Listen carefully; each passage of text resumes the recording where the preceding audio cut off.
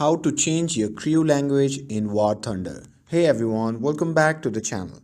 In today's video, I'm going to show you how to change the Crew language in War Thunder so that you can hear your crew speaking in the language of your choice. So now without further ado, let's get started. So first, open the War Thunder game on your phone and make sure that you are logged in to your account. And once you are on the main menu, simply tap on the three dash icon shown in the top right corner of the screen, and by tapping on that, a drop down menu will appear.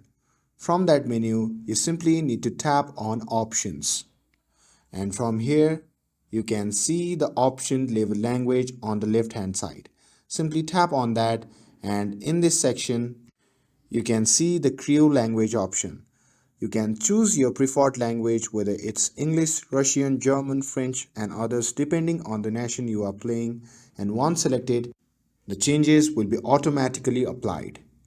And sometimes the new Crew language won't be applied immediately, so if that happens, you can simply restart War Thunder and your new Crew language should be active.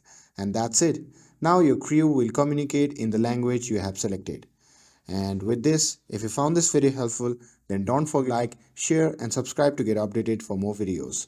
Thanks for watching, and I'll see you in the next video.